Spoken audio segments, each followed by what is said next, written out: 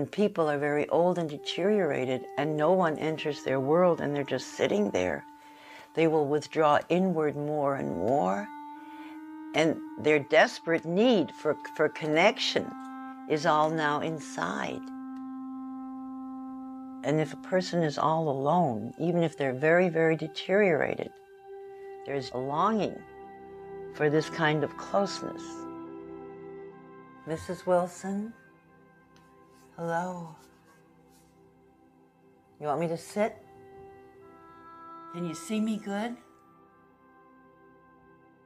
Gladys Wilson is a wonderful example of a person who is in the phase of repetitive motion, where people use movements, repetitive movements, because they don't have any more speech or very little speech, but they have human needs that need to be expressed. You're crying. You're crying. You have a tear right here in your face. You have a little pain. You don't want me to touch you.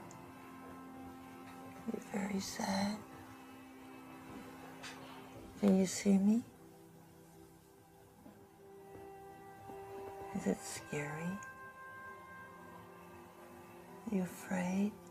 And if this person sits with their eyes closed, rocking back and forth, and maybe there's a tear coming down, there's a need there. There's a little tear that's coming out. Do you feel it? You feel a little tear? If you gently use touch, and I touched Gladys Wilson with the fingertips right here on the cheek, is where the mother usually touches a child. If you touch an infant there, it looks up, and every cell remembers where it was touched by the mother. And often that person knows, even if they can't say a word at that moment, they won't talk, or they don't want to talk, but there's a communication.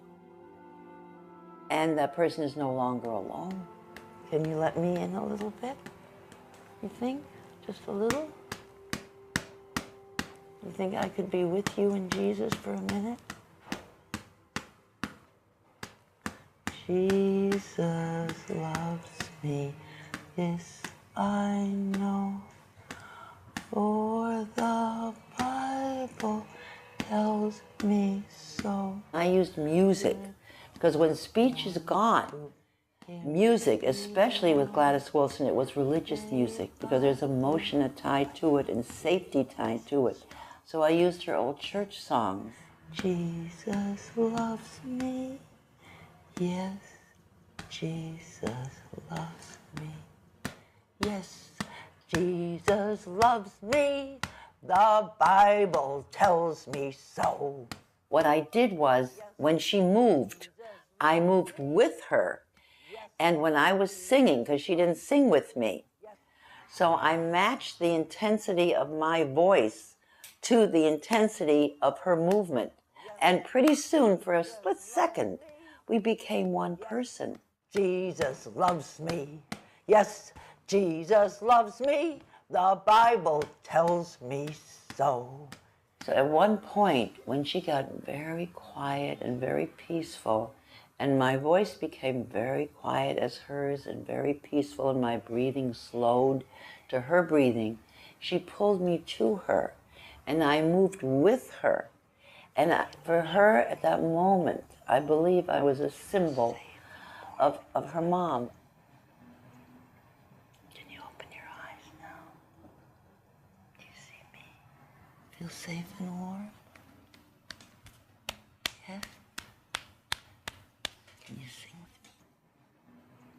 with me? He's got the whole world in his hands. He's got the whole world in his hands. He's got the whole world in his hands. He's got the whole world in his hands. He's got the mothers and the fathers.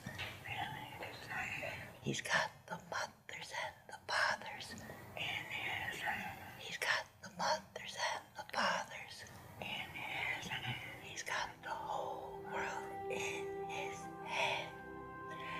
The breakthrough doesn't happen every time. The person will not always open their eyes and look at you.